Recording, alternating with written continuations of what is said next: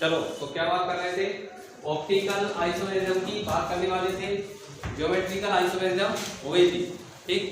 तो optical geometrical isomerism जो रहती है उसमें क्या क्या बातें हो गई थी। मैं मॉलिक्यूलर फार्मूला क्या होता है, सेम होता है, और स्ट्रक्चरल फार्मूला क्या होता है, सेम। और sp2 कार्बन जो रहता है उसके अलोंग जो एटम रहते हैं उनका कंफिगरेशन क्या होता है, डिफरेंट होता है। इसके बाद अगली हम जो बात कर रहे थे वो बात कर रहे थे कि ज्योमेट्रिकल आइसोमेरिज्म के एग्जांपल एल्कीन, दूसरा ऑक्सीन और एजो कंपाउंड। नामकरण के सिस्टम कितने थे, 3। एक कौन सा, सिस ट्रांस, ईजेड सिस्टम और साइन एंटी सिस्टम। तो साइन एंटी सिस्टम काय के लिए होता है, ऑक्सीन के लिए और किसके लिए, एजो कंपाउंड के लिए। बाकी के दो सिस्टम थे, सिस ट्रांस सिस्टम और ईजेड सिस्टम, वो किसके लिए था, वो था एल्कीन के लिए। फिर कितने आइसोमर निकालते हैं इसके ऊपर भी अपनी बात हो गई थी, उसके भी मैंने आपको फार्मूला लिखवा दिया था। क्लियर हो गई बात। आज हम जो बात करने वाले थे वो बात कर रहे हैं ऑप्टिकल आइसोमेरिज्म। तो अगली हेडिंग डाल दो आप, प्रकाशिक समावरता या ऑप्टिकल आइसोमेरिज्म।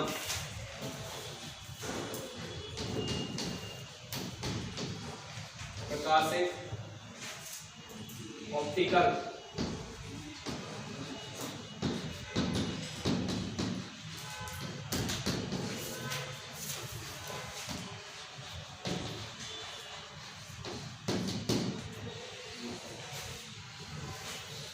प्रकाशिक समावरता ऑप्टिकल आइसोमेरिज्म। देखो ऑप्टिकल आइसोमेरिज्म में क्या होता है, पहले आप दो की पॉइंट लिखो इसके। नंबर 1, मॉलिक्यूलर फार्मूला सेम, अणु सूत्र समान, कॉमा स्ट्रक्चरल फार्मूला सेम। अणु सूत्र समान, संरचना सूत्र समान, molecular formula same, structural formula same, अणु सूत्र समान, संरचना सूत्र समान। देखा। फिर नंबर 2 लिखो, direction of plane polarized light rotation. Direction of plane polarized light rotation is different. Direction of plane polarized light rotation is different. Hindi में समतल ध्रुवीय प्रकाश को घुमाने की दिशा असमान। समतल ध्रुवीय प्रकाश को घुमाने की दिशा असमान। समतल ध्रुवीय प्रकाश को घुमाने की दिशा असमान।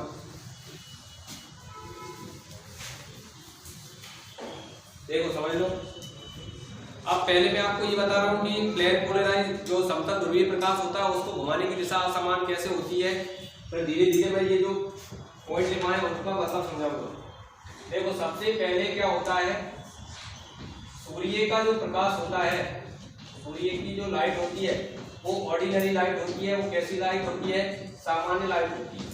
कैसी लाइट, सामान्य प्रकाश, ऑर्डिनरी लाइट। सामान्य प्रकाश का मतलब जैसे ये ट्यूबलाइट का प्रकाश, ये चारों दिशाओं में फैला हुआ है, चारों दिशाओं में आता है, एक कोई स्पेसिफिक डायरेक्शन में नहीं चलता है। लेकिन इसको अगर हमने काय में से गुजारा, किसी प्रिज्म में से गुजारा, ये प्रिज्म जो रहता है वो कैल्शियम कार्बोनेट का होता है, निकल प्रिज्म कहते हैं इसे। काय का बना है, कैल्शियम कार्बोनेट। इसमें से जब हम इसको गुजारते हैं इसकी लाइट को, तो क्या हो जाता है, इसकी जो डायरेक्शन है वो एक ही डायरेक्शन में आ जाता है। मान लो उसकी डायरेक्शन ऐसी हो गई, इसको हम बोलते हैं प्लेन पोलराइज्ड लाइट। इसको बोलेंगे हम PPL, plane polarized light. Hindi में समतल ध्रुवीय प्रकाश। समतल ध्रुवीय प्रकाश मतलब कहने का मतलब यह है कि ये एक ही डायरेक्शन में आ गया। अब समतल ध्रुवीय प्रकाश को मैं क्या कर रहा हूं, एक किसी सॉल्यूशन में से गुजार रहा हूं। कोई सॉल्यूशन है, उस सॉल्यूशन को हमने एक ट्यूब में भर के रखा है, कांच की बनी हुई एक ट्यूब है, एक नली है। ये जो ट्यूब है उसमें एक कोई सॉल्यूशन है। इस कंपाउंड में हम देख रहे हैं कि वो प्रकाशिक समाव्यवस्था दर्शाएगा कि नहीं दर्शाएगा, ऑप्टिकल आइसोमेरिज्म शो करेगा या नहीं। ये जो सॉल्यूशन है, इस सॉल्यूशन की लेंथ या पोलरीमीटर रहता है, ये इसकी जो लेंथ है वो L है और इसमें जो कॉन्सेंट्रेशन है वो क्या है, C है। ये काय में रहेगा वो मैं आपको बताऊंगा। इसमें वो कंपाउंड रखा है जिसको हम ये चेक करेंगे कि वो ऑप्टिकल आइसोमेरिज्म शो करेगा या नहीं करेगा। अब इस सॉल्यूशन में से कांच की नली है, इसमें से निकालने के बाद, इसमें से हमने निकाला और निकालने के बाद जो समतल ध्रुवीय प्रकाश था जैसी डायरेक्शन में वैसी की वैसी डायरेक्शन में बाहर निकल आया, मतलब जैसा था वैसा का वैसा निकल के आ गया। इसका मतलब इसमें रखा हुआ जो कंपाउंड है वो ऑप्टिकली इनेक्टिव है। ऑप्टिकल क्या है, इनेक्टिव। आगे बात समझ, प्रकाशिक क्या है, अक्रिय है। प्रकाशिक अक्रिय का मतलब ऑप्टिकल इनेक्टिव का मतलब ये ऑप्टिकल आइसोमेरिज्म शो नहीं करता है। जैसी प्रकाश की डायरेक्शन थी वैसी की वैसी प्रकाश की डायरेक्शन में आ गया। क्लियर हो गई बात, मतलब ये ऑप्टिकली क्या है, इनेक्टिव। इसने समतल ध्रुवीय प्रकाश को नहीं घुमा पाया इसकी डायरेक्शन को। एक तो ये कंडीशन है। दूसरी कंडीशन ये हो सकती है कि ये क्या करे, समतल ध्रुवीय प्रकाश को जो इसकी डायरेक्शन थी उसकी डायरेक्शन से थोड़ा सा थीटा एंगल से घुमा दे। कैसी, क्लॉकवाइज डायरेक्शन, घड़ी के कांटों की दिशा में घुमा सकता है।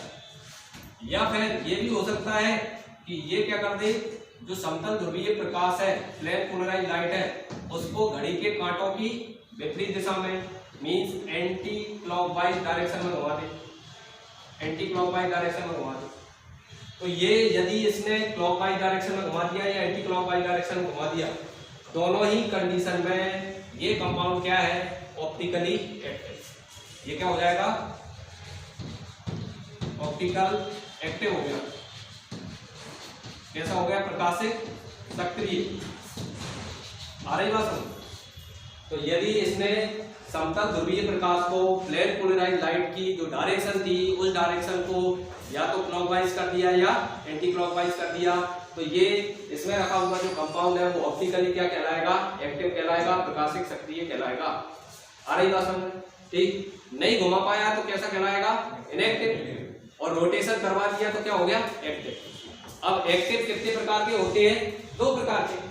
अरे भाई दो प्रकार के मतलब कैसे, एक तो इसने घड़ी के कांटों की दिशा में घुमा रहा है तो इसका क्लॉकवाइज डायरेक्शन में घुमा रहा है, तो इसका नाम होता है डेक्स्ट्रो रूट। क्या नाम होता है इसका, डेक्स्ट्रो। दक्षिणावर्त रूट, क्या नाम हो गया, दक्षिणावर्त। या इसका नाम होता है क्या, डी फॉर्म, क्या बोलेंगे इसको, डी रूट। या इसका नाम हो जाता है पॉजिटिव फॉर्म। कौन सा रूट, पॉजिटिव रूट। मतलब ऑप्टिकली एक्टिव में जो क्लॉकवाइज डायरेक्शन में घुमाता है उसको बोलते हैं डेक्स्ट्रो फॉर्म, डेक्स्ट्रो रूट या दक्षिणावर्त रूट, या इसे डी फॉर्म बोल सकते हैं, या इसे क्या बोल सकते हैं, पॉजिटिव फॉर्म। और जो घड़ी के कांटों की विपरीत दिशा में घुमा रहा है उसका नाम क्या हो जाएगा, लीवो। लीवो या वामावर्त रूट, लीवो या क्या, वामावर्त, या फिर इसको क्या बोलेंगे, एल फॉर्म, एल रूट, या क्या बोलोगे, नेगेटिव फॉर्म, नेगेटिव रूट। आ रही बात में। तो क्या होता है, अभी मैंने ये नहीं बताया कि ऑप्टिकल एक्टिव होने के लिए क्या चाहिए, अभी खाली हम ये देख रहे हैं कि सामान्य प्रकाश जो रहता है उसको प्रिज्म में से गुजार के ठीक प्लेन पोलराइज लाइट में कन्वर्ट किया। प्लेन पोलराइज लाइट को हमने एक सॉल्यूशन जो कि कांच की ट्यूब में रखा हुआ था, ये कांच की ट्यूब में रखा रहेगा जो सॉल्यूशन, उस कांच की ट्यूब की लंबाई है एल। ठीक, इस एल में और उस एल में अगर कंफ्यूजन हो रहा हो तो इसको कैपिटल एल कर लेना। ये लेंथ है और ये सी क्या है, उसका कॉन्सेंट्रेशन, विलेन की सांद्रता, जो भी अपन ने बोल के रखा है, ये क्या है मैं बात कर लूंगा अलग से। फिर इसने क्या किया है, अगर इसमें रखा हुआ कंपाउंड ने प्लेन पोलराइज लाइट की रोटेशन नहीं करवा पाया, जैसा था वैसा का वैसा बाहर निकल गया, इसका मतलब ये ऑप्टिकली क्या है, इनेक्टिव, ये प्रकाशिक सक्रिय नहीं है, मतलब प्रकाश को मोड़ नहीं पाया, उसकी डायरेक्शन को नहीं बदल पाया। दूसरी कंडीशन ये हो सकती है कि ये घुमा दे या तो इधर या तो इधर, या तो क्लॉकवाइज डायरेक्शन या एंटी क्लॉकवाइज डायरेक्शन। तो यदि ये दोनों में से कोई भी है, या तो क्लॉकवाइज घुमा रहा है या एंटी क्लॉकवाइज, तो ये ऑप्टिकली क्या है, एक्टिव, प्रकाशिक सक्रिय। अब ऑप्टिकली एक्टिव कितने प्रकार के हैं, दो टाइप्स के, एक क्लॉकवाइज और एक एंटी क्लॉकवाइज। क्लॉकवाइज घड़ी के कांटों की दिशा में घुमाता है तो इसका नाम है डेक्स्ट्रो, अगर विपरीत दिशा में घुमाता है तो लीवो, दक्षिणावर्त और वामावर्त, D form, L form, positive form और नेगेटिव फॉर्म। क्लियर हो गई बात? तो आप पहले ये लगे, फिर अपन अगली बात करेंगे कि इसमें क्या क्वालिटी होना चाहिए कि ये ऑप्टिकली एक्टिव होगा, वो हम बात करेंगे। तो आप पहले इसको लिखें।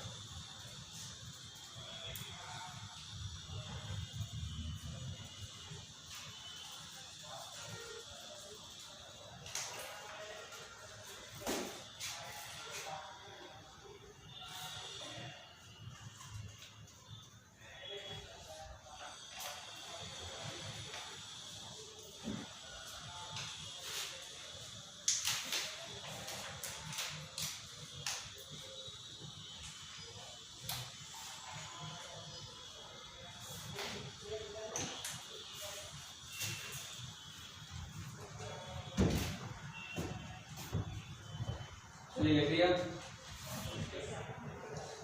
अब देखें, अब अगली बात कर रहे हैं हम इसमें, ये जो थीटा रहता है, ये क्या है, थीटा जो है ये किस बात पे निर्भर करता है, कौन कौन सी चीजों, कौन कौन सी फैक्टर है जो थीटा को मतलब रोटेशन एंगल को इफेक्टिव करते हैं, मतलब कितना घुमाएगा, ये ज्यादा होगा कम होगा, इसकी बात कर रहे हैं हम। ठीक, तो नीचे हेडिंग डाल दो, factor affecting of rotation angle, ये घूर्णन कोण को प्रभावित करने वाले कारक, घूर्णन कोण को प्रभावित करने वाले कारक, factor affecting of rotation angle theta. सबसे पहला फैक्टर लिखो, नेचर ऑफ सब्सटेंस, पदार्थ की प्रकृति, जो इसमें पदार्थ घूम के रखा है उसकी प्रकृति। नंबर 1 है नेचर ऑफ सब्सटेंस, पदार्थ की प्रकृति। नंबर 2 लिखो, nature of solvent. Number 2 nature of solvent, विलायक की प्रकृति, विलायक की प्रकृति। विलायक मतलब जिसमें इसको घोल के रखा है, पानी में घोला है, अल्कोहल में घोला है, ईथर में घोला है, बेंजीन में घोला है, किस में घोला है, तो ये विलायक होता है, सॉल्वेंट होता है। तो सॉल्वेंट की प्रकृति पर निर्भर करता है। नंबर 3 लिख दो, टेम्परेचर, तापमान।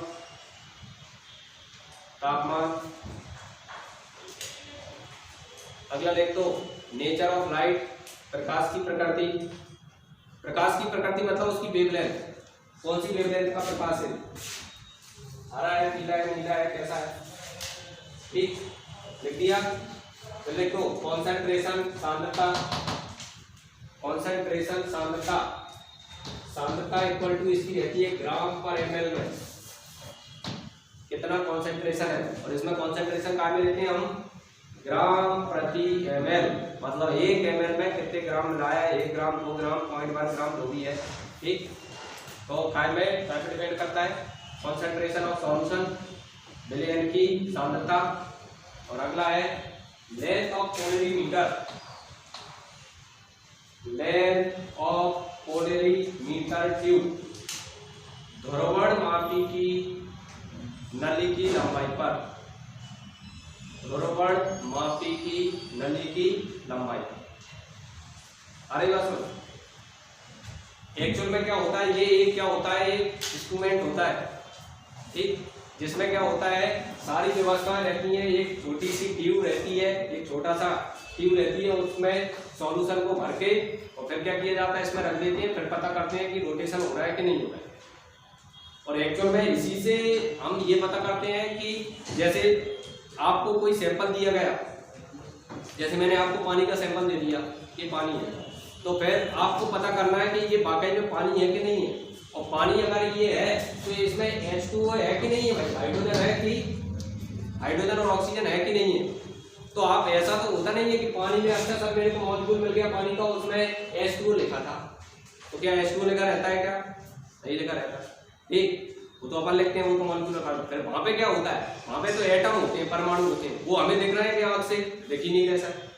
तो पता लगाने के लिए क्या करना पड़ता है, एक्चुअल में ये भी एक तरीका है जिससे पता लगाते हैं। ये पोलरीमीटर ट्यूब में रखते हैं और उससे क्या करते हैं, रोटेशन एंगल देख लेते हैं, एक तो ये, और दूसरा एक ग्राफ भी खींचा जाता है, मतलब ग्राफ भी खींच लेते हैं। तो ग्राफ की जो रीडिंग आती है, अगर ग्राफ में जो क्या हो जाता है, ये टकराता है लाइट और उससे ग्राफ जनरेट होता है। और ग्राफ में हाइड्रोजन का ग्राफ ऐसा होता है, वो पहले से पता रहता है, और ऑक्सीजन मॉलिक्यूल का ग्राफ ऐसा होता है, ये भी पता रहता है।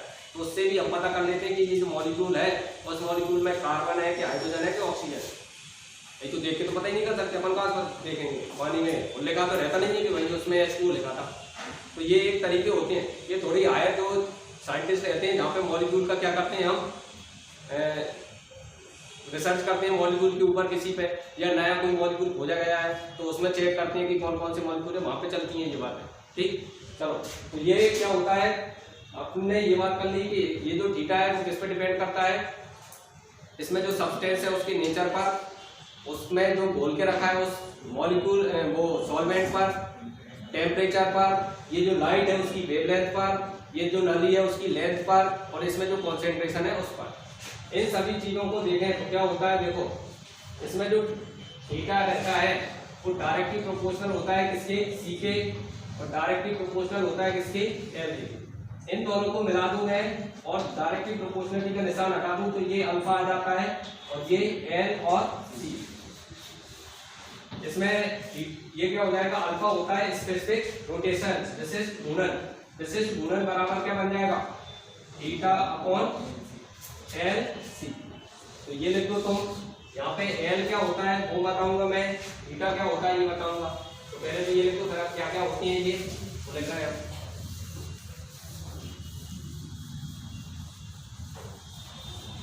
जो एंगल है वो डायरेक्टली प्रोपोर्शनल होता है कॉन्सेंट्रेशन के। क्या मतलब ये कि यदि कॉन्सेंट्रेशन ज्यादा होगा तो थीटा क्या होगा, ज्यादा, लेंथ अगर ज्यादा होगी तो भी क्या होगा, थीटा ज्यादा। बताओ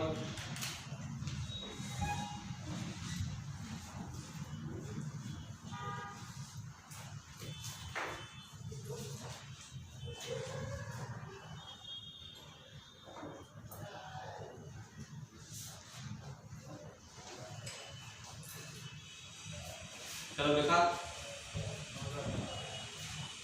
चलो इसमें लिख दो थीटा इक्वल टू लिख दो रोटेशन एंगल घूर्णन का कोण, थीटा इक्वल टू है रोटेशन एंगल घूर्णन का कोण।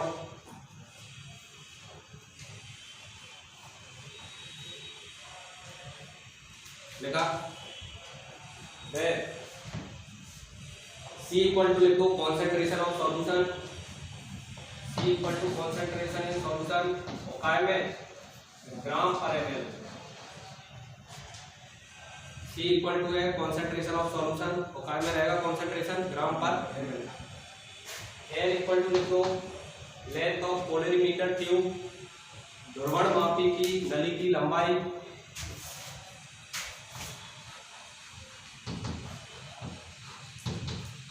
और ध्रुवण मापी की नली की लंबाई काय में डेसीमीटर। डेसीमीटर क्या होता है 1/10 मीटर।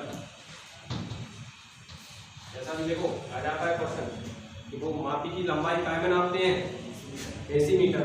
डेसीमीटर मतलब 1/10 मीटर।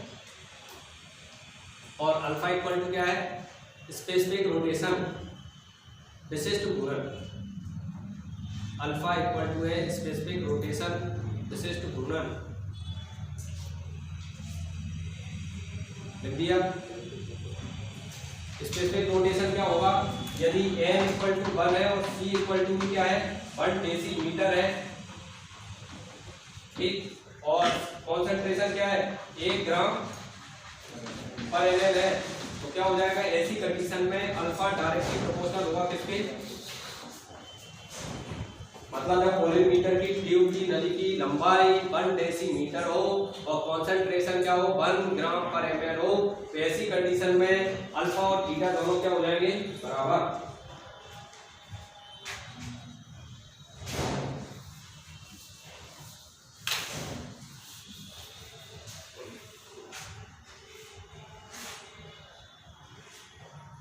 चलो लिख दिया।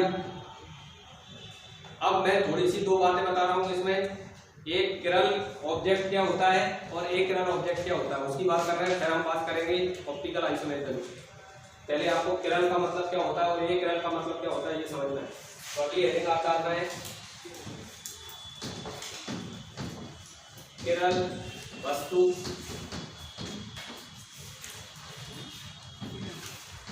किरण ऑब्जेक्ट, किरण ऑब्जेक्ट,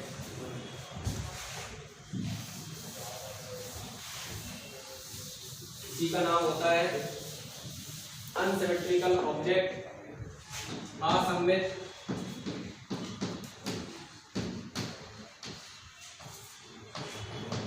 असममित वस्तु, अनसिमेट्रिकल,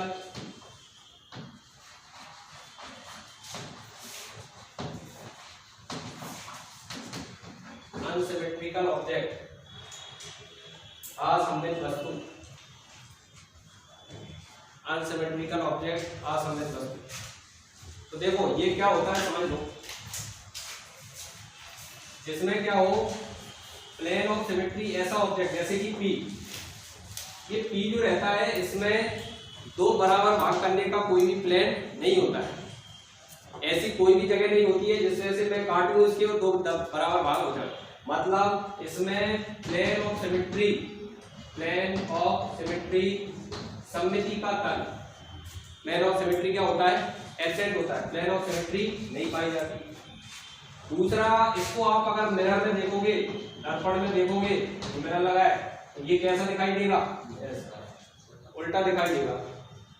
तो इसके मिरर इमेज को उठाकर इसके ऊपर रखोगे तो ये इसके ऊपर रखा नहीं होगा, उसके ऊपर सेम रखा नहीं होगा, मतलब उस पर सुपर इम्पोज नहीं होगा। तो क्या होता है किरण वस्तु या असममित वस्तु या किरण ऑब्जेक्ट या अनसिमेट्रिकल ऑब्जेक्ट क्या होता है जिसमें प्लेन ऑफ सिमेट्री क्या हो एब्सेंट और मिरर इमेज उस पर सुपर इम्पोज ना हो, उसका प्रतिबिंब रूप क्या हो उस पर अध्यारोपित ना होता। जैसे आपका हाथ का पंजा, आप घर पे जाके इसको देखना मिरर में, ये जो है वो कैसा दिखाई देगा इसके जैसा, मतलब ये वाला हेड कैसा दिखाई देगा इसके जैसा, उसको आप देखोगे तो ऐसा दिखाई देगा, इसका अंगूठा जो है ऐसा दिखाई देगा, मतलब ये इसकी मिरर इमेज होता है। अब ये इसको उठाकर मैं इसके ऊपर रखूंगा तो ये सुपर इम्पोज हो रहा है क्या, नहीं हो रहा है, अंगूठा अंगूठे के ऊपर नहीं आ, ऐसा रखना है, ऐसा नहीं, ऐसा सीधा नहीं रखना है, ऐसा रखना है। आ रही बात सर। तो हाथ का पंजाबी इसका एग्जांपल होता है, अनसिमेट्रिकल है, इसको दो बराबर भागों नहीं काट सकते। यहाँ से मैं काटूंगा तो अंगूठा अलग है या उंगली अलग है। आ रही बात सर। तो तुमने हेडिंग डाल दी, इसमें क्या लिखोगे, शॉर्ट में लिख दो क्या होता है, plane of symmetry absent and mirror image can not superimpose. Plane of symmetry absent and mirror image can not superimpose. सममिति का तल अनुपस्थित होता है, सममिति का तल अनुपस्थित होता है, कैन नॉट सुपर इम्पोज। सममिति का तल अनुपस्थित होता है और प्रतिबिंब रूप अत्यारोपित नहीं होता, और प्रतिबिंब रूप अत्यारोपित नहीं होता।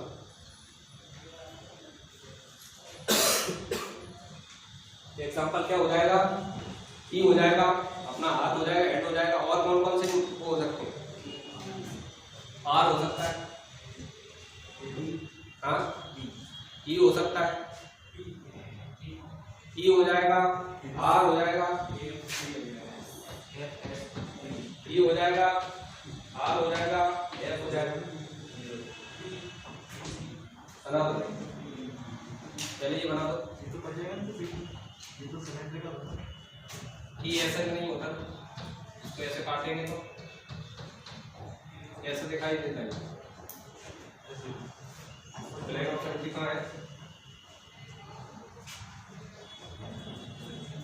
चलो लिखा। अब अगली हेडिंग डाल दो। ये बना दिया तुमने, ये आ जाता है, मॉलिक्यूल बन के जाते हैं ऐसे कि कौन किरण ऑब्जेक्ट है, वो कौन एक किरण ऑब्जेक्ट है। अब अगली क्या हेडिंग है, हाँ कैसे, जरूर थोड़ी है ऐसे कैसे, हाँ देख सकते हैं मॉलिक्यूल में, लेकिन ये ऑब्जेक्ट है, देखें। अब अगली बात कर रहे हैं, तो ये देख लो कि मिरर में जो आ रहा है जैसा है वैसा का वैसा आ रहा है कि नहीं आ रहा है। ठीक, ABCD बनाना और घर पे जाके देख लो। चलो अब अगली क्या है, अरे बात नहीं, अगला क्या है, इसका उल्टा कर दो। क्या है, अकिरण ऑब्जेक्ट या सममित वस्तु, सिमेट्रिकल ऑब्जेक्ट। ये हम ऑब्जेक्ट की बात कर रहे हैं, मॉलिक्यूल की बात नहीं कर रहे। देखो इसमें क्या होता है, जैसे एग्जांपल के तौर पे हम बात कर रहे हैं, ओ की बात कर सकते हो आप, ए की बात कर सकते हो। ये रहा ए को आप मिरर में देखोगे तो बिल्कुल ऐसा का ऐसा दिखाई देगा। इसके दो बराबर भाग हो सकते हैं, ये प्लेन ऑफ सिमेट्री इसमें प्रेजेंट है, सममिति का तल उपस्थित है, और इसको उठाकर इसके ऊपर रखोगे तो क्या हो जाएगा, सुपर इम्पोज हो जाएगा। ओ को भी देख सकते हो आप चाहो तो, ओ में कोई दिक्कत नहीं, ऐसा कैसा दिखता है। इसके भी दो बराबर भाग कर सकते हो, प्लेन ऑफ सिमेट्री क्या है, पाई जाती है, सममिति का तल पाया जाता है। तो क्या हो जाएगा इसमें क्या लिखेंगे हम, प्लेन ऑफ सिमेट्री क्या होती है, प्रेजेंट, और मिरर इमेज सुपर इम्पोज। देखो plane of symmetry present and mirror image super impose.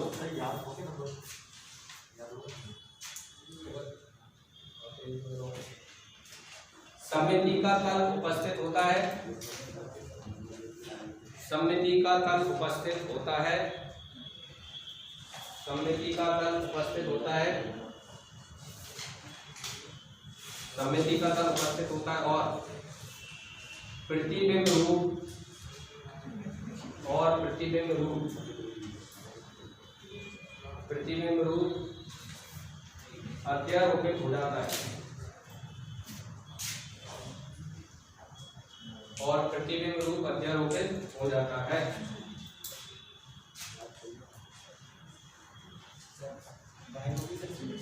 क्या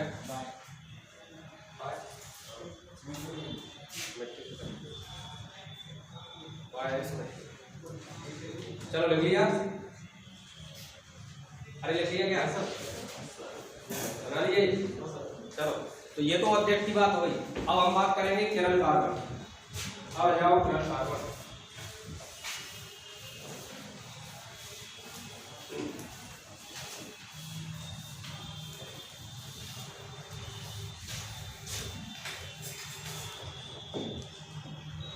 देखो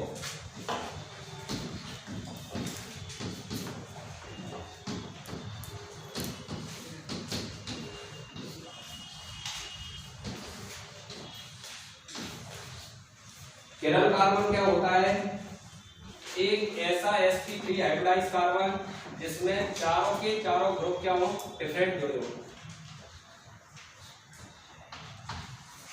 इस पे हम लगाते हैं स्टार। sp3 क्यों बोल रहे हैं, क्योंकि कितने बॉन्ड है इसमें, सिंगल सिंगल बन रहे चारों के चारों। उदाहरण के लिए मैं आपको बता दूं, जैसे CH3 OH H COH, ये क्या हो जाएगा, किरण कार्बन। और ऑप्टिकल आइसोमेरिज्म शो करे वो मॉलिक्यूल जिसको अपन ने पोलिमीटर ट्यूब में रखा था, उसमें क्या कंपलसरी है, उसमें किरण कार्बन होना आवश्यक है, तभी वो ऑप्टिकल आइसोमेरिज्म शो करेगा। ठीक, तुमने क्या लिखा है, किरण कार्बन, तो इसमें लिख दो sp3 hybridised carbon, it contain 4 different group.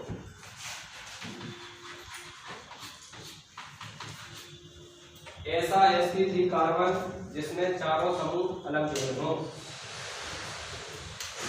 ऐसा sp3 कार्बन जिसमें चारों समूह क्या जुड़े हों, अलग जुड़े हों।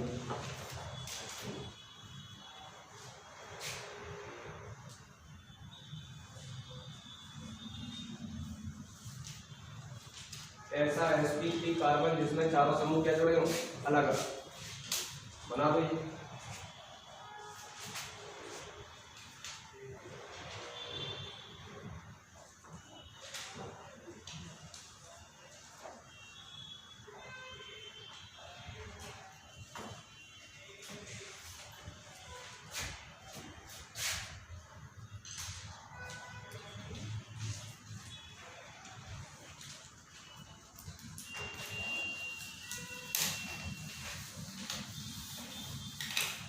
देखिए नीचे क्लास लिखे, और ऑप्टिकल आइसोमेरिज्म किरण कार्बन मस्ट बी कंपल्सरी। किरण का प्रकाशिक समग्रता के लिए किरण कार्बन का होना आवश्यक है।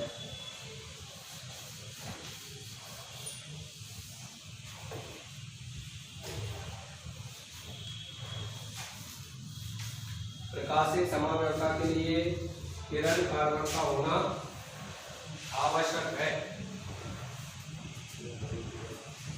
देखा, किरण कार्बन को पहचानना है, तो क्वेश्चन लिखो, which of the following molecule is optically active?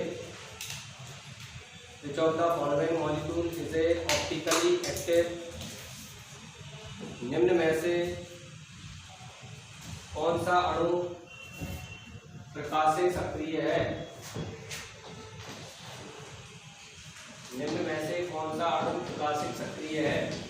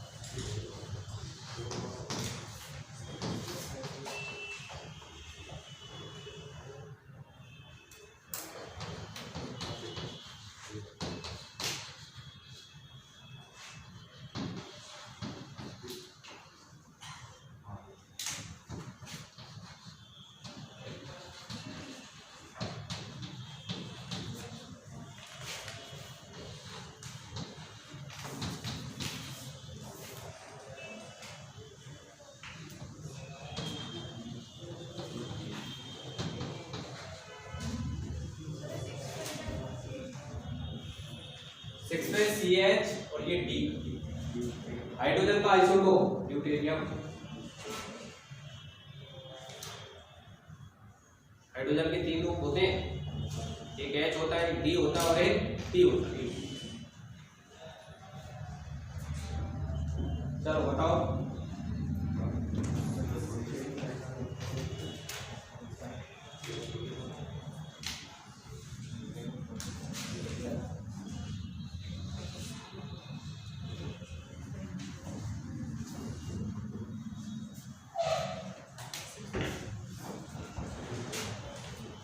देखो किरण कार्बन छाटना है, इसमें देखो है क्या इसमें, दूसरे वाले में इस कार्बन को देखो तो इसका मतलब ये होता है, इसमें जो लिखा है इसका मतलब ये है कि CH3 है, इसके बाद जो कार्बन है उससे हाइड्रोजन जुड़ा है, उसी से OH जुड़ा है और उसी से CH2 CH3।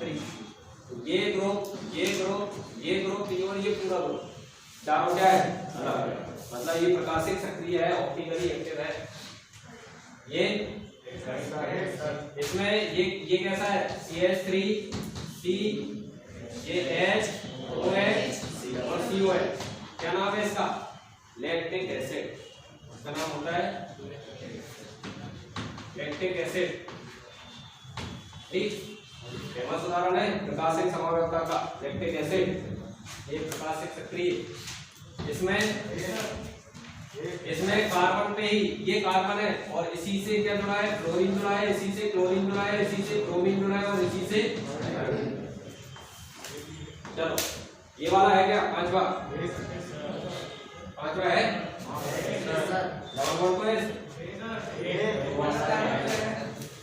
इसको देखो, ये ग्रुप ये क्लोरीन ये हाइड्रोजन और ये पूरा अलग।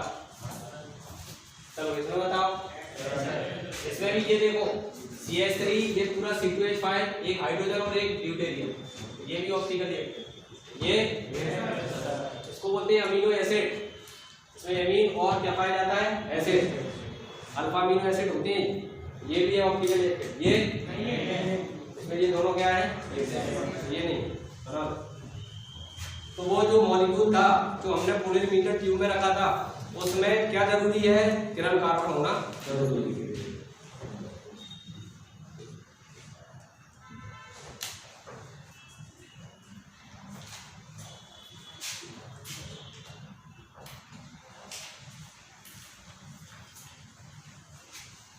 लिख लिया। अब इसमें हम देख रहे हैं, एक हेडिंग डालो आप अगली, इसमें इनेंशियोमर या प्रतिबिंब समावेवी।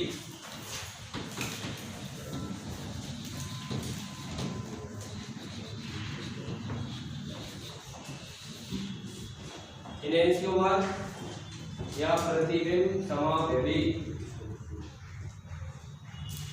इनेंशियोमर या प्रतिबिंब समावेवी। हिंदी वाले भाई इंग्लिश में भी लिख लेना, जो भी हेडिंग डाली जाती है हिंदी वालों को इंग्लिश में भी लिखना है। तो देखो जरा, इनेंशियोमर क्या होते हैं या प्रतिबिंब समावेवी क्या होते हैं। जैसे मैंने अभी लैक्टिक एसिड बनाया था, वो लैक्टिक एसिड जो है क्या था, CH3 CH OH और COH, इसके 2 रूप होते हैं, CH3 OH H और COH। देखो ये क्या करता है, इसके लिए जो रूल होता है, घड़ी के कांटों की दिशा में घुमाता है। किरण कार्बन तो है H से कांट की तरफ घुमाएगा, ये OH की तरफ। अब आप बोलोगे H से OH की तरफ तो इधर से भी घूम सकता है, लेकिन कौन से वाले, ये मॉलिक्यूलर वेट कम वाले, लो मॉलिक्यूलर वेट वाले, मॉलिक्यूलर वेट वाले मॉलिक्यूल से होता है, जिसका अणुभार कम हो, उससे कहां की तरफ, H से OH की तरफ घुमा रहा है। तो ये कौन सी डायरेक्शन में होंगे बताओ, क्लॉकवाइज। इसका मतलब ये कौन सा रूप है, ठीक हो गया। और इसी को तुमने अगर बीच में रख दिया, मिरर रख दिया, और इसी को तुमने काय में देखा, मिरर में देखा, तो ये ऐसा दिखाई देगा।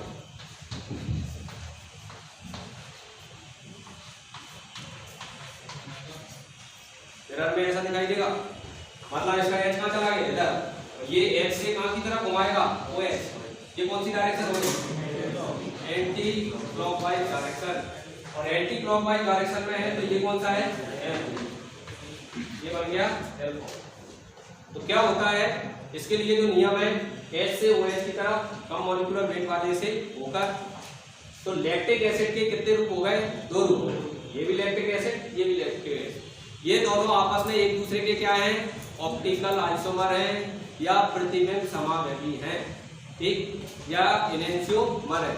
अब तुमने क्या लिखा था, उसकी जो ऑप्टिकल आइसोमेरिज्म जो लिखी थी उसमें पहला की पॉइंट लिखा था, मॉलिक्यूलर फार्मूला क्या होना चाहिए, स्ट्रक्चरल फार्मूला क्या होना चाहिए, और प्लेन पोलराइज लाइट को घुमाने की डायरेक्शन क्या होना चाहिए, तो ये दोनों एक दूसरे के ऑप्टिकल आइसोमेरिज्म भी हैं और इनेंशियोमर भी कहलाएंगे। आगे बात समझ। और इसके लिए क्या आवश्यक शर्त है, किरल कार्बन होना चाहिए, इसमें किरल कार्बन है, ठीक। तो आपने इनेंशियोमर लिखा है तो उसमें 2 बातें लिख दो, क्या, नंबर 1 क्या, ये अच्छा, ये एक दूसरे के क्या है, मिरर इमेज है और एक दूसरे पर सुपर इम्पोज नहीं होते। देखो जरा, इसको उठाकर मैं इसके ऊपर रखूंगा तो वो है चला गया। तो ये क्या होते हैं, इनेंशियोमर क्या होते हैं, mirror image each other and can not super impose. लिख दो, mirror image, it is mirror image of each other and it can not super impose. यह एक दूसरे के प्रतिबिंब रूप है, यह एक दूसरे के प्रतिबिंब रूप है,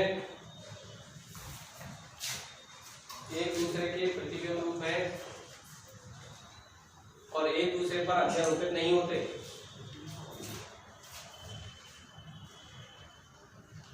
अध्यारोपित नहीं होते।